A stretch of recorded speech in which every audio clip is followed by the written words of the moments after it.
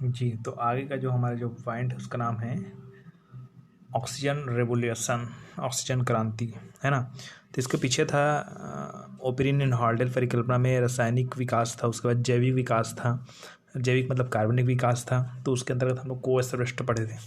तो वो कोएसरवेस्ट से अगर आगे जाएँ, कोएसरवेस्ट के बाद प्राथमिक जीव का निर्माण हुआ। पहले तो कोएसरवेस्ट का निर्माण हुआ, उसके बाद प्राथमिक जीव का निर्माण हुआ, उसके बाद स्वपोषी जीव का निर्माण हुआ, ठीक है। उसके बाद अनेक यूकैरियोटिक जीव का निर्माण होता है ना। तो यहाँ पर स्वपोषी जीव की जस्ट बाद एक टॉपिक आती है ऑक्सीजन क्रांति, है ना। तो ऑक्सीजन क्रांति है क्या, उसको समझिए, है ना। सीधी बात है भाई, ऑक्सीजन की मात्रा बढ़ जाएगी, ऑक्सीजन क्रांति कहलाएगी पृथ्वी में, और क्या है ना। तो प्रकाश संश्लेषण के विकास की वह घटना, प्रकाश संश्लेषण की क्रिया किसकी कहाँ पर होती है, पौधे में होती है, आप तो जानते ही हैं, है ना। तो जिसमें ना H2O है, जल है ना, जल है, और CO2 होती है, मतलब मनुष्य से जो प्राप्त जो CO2 है ना, इन सब से क्रिया होती है, और क्रिया होने के फलस्वरूप क्या बनता है, C6H12O6 ग्लूकोज बनती है, मतलब कार्बोहाइड्रेट बनती है। ये आप लोग प्रकाश संश्लेषण की क्रिया में पढ़े होंगे, है ना। तो प्रकाश संश्लेषण की विकास की वह घटना जिसमें H2O की सहायता से, हम लोग जानते हैं H2O की जरूरत पड़ती है, जल की जरूरत पड़ती है ना।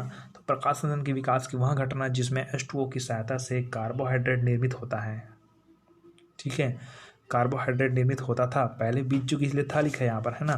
तो जिसमें H2O की सहायता से कार्बोहाइड्रेट निर्मित होता था तथा ऑक्सीजन वातावरण में उत्सर्जित होती थी, है ना।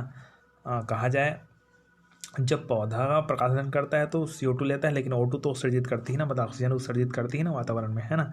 यही बात है, ठीक है, कि प्रकाश संश्लेषण के विकास की वह घटना जिसमें H2O की सहायता से कार्बोहाइड्रेट निर्मित होता था, है ना, तथा ऑक्सीजन वातावरण में क्या होती थी, उत्सर्जित होती थी, जो कि आदि जीवों के विकास एवं वातावरण में परिवर्तन के लिए महत्वपूर्ण थी। मतलब जीवों को जो विकास उसके लिए तो ऑक्सीजन की जरूरत ही पड़ेगी, और वातावरण में जो परिवर्तन होगा उसके लिए भी ऑक्सीजन की जरूरत पड़ेगी, ठीक है। तो इसी को बोला जा रहा है कि ऑक्सीजन वातावरण में उत्सर्जित होती थी, जो कि आदि जीवों के विकास एवं वातावरण में परिवर्तन के लिए क्या था, महत्वपूर्ण था, ठीक है। ऑक्सीजन निर्माण एवं, आगे देखते हैं,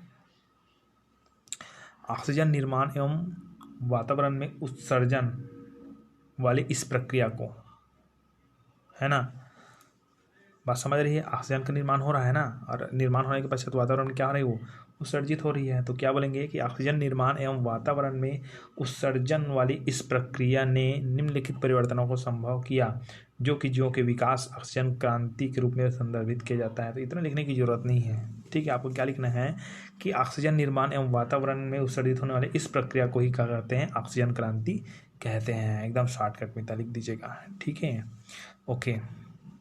इसको हम लोग बोलते हैं ऑक्सीजन क्रांति। और ऑक्सीजन क्रांति के इस प्रक्रिया के निम्नलिखित परिवर्तन संभव हुए। इस प्रक्रिया के आगे लिखेंगे पॉइंट डाल के कि इस प्रक्रिया के फलस्वरूप निम्नलिखित परिवर्तन संभव हुए, ठीक है। तो जो संभव हुए उसको मैं बता रहा हूँ, क्या क्या परिवर्तन संभव हुए उसको, ठीक है। तो पहला क्या हो उसको देखिए। पहला सर्वप्रथम क्या हुआ कि ऑक्सीजन की वातावरण में मुक्ति से रासायनिक विकास की संभावना को समाप्त कर दिया। ओपरिन और हाल्डिन में हम लोग पढ़े थे कि सबसे पहले रासायनिक विकास हुआ, उसके बाद जैविक विकास हुआ, ठीक है।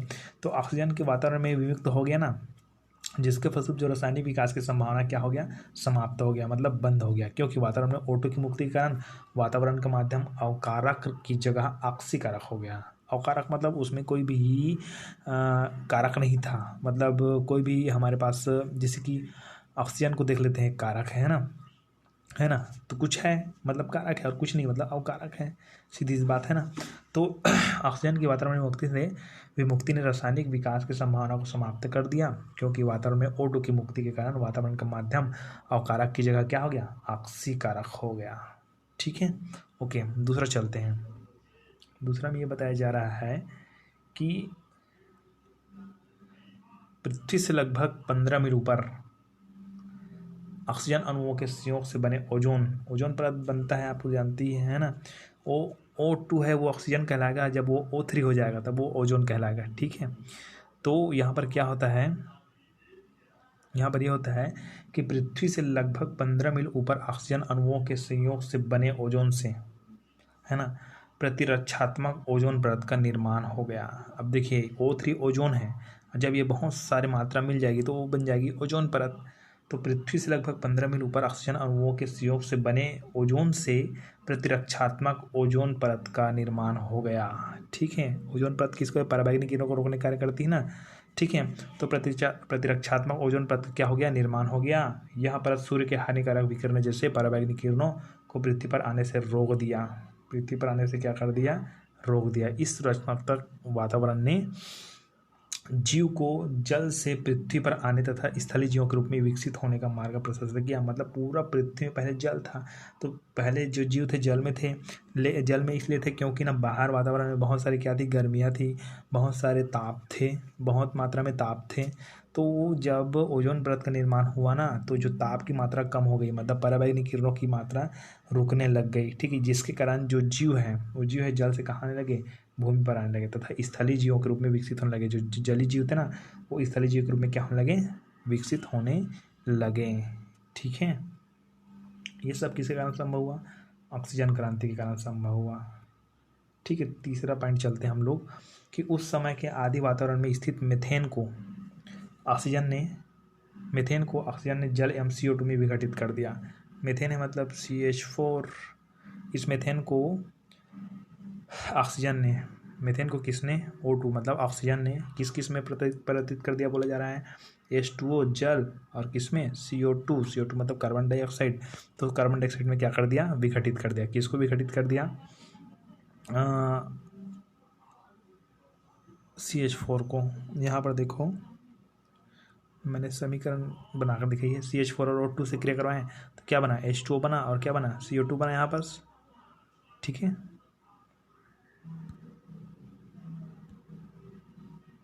ठीक है, यहाँ पर क्या क्या बना वो देख रहे हैं आप लोग।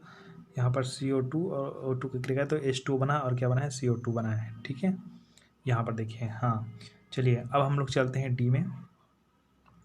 तो पहले मीथेन के साथ क्रिया करी है ना। अब देखते हैं ऑक्सीजन ने अमोनिया तथा हाइड्रोजन साइनाइड जैसे यौगिक को भी नाइट्रोजन और कार्बन डाइऑक्साइड में विघटित कर दिया। ठीक है, मतलब क्या हुआ कि अमोनिया को, ये अमोनिया दिख रहा है ना मेरे पास, अमोनिया है, उसको किस में बदल दिया है, ये नाइट्रोजन में बदल दिया, और H2O में बदल दिया। और एक और है ये साइनाइड। ठीक है, साइनाइड को वही को उसने किस में बदल दिया, नाइट्रोजन में बदल दिया, और कार्बन डाइऑक्साइड में विघटित कर दिया। इस प्रकार की संपन्न होगी। ठीक है, उपयुक्त प्रक्रियाओं एवं अभिक्रियाओं से ने पृथ्वी का वातावरण इस तरह से परिवर्तित कर दिया कि इसमें जीवों का तीव्रता से विकास होने लग गई। यही थी ऑक्सीजन क्रांति। ठीक है, ओके।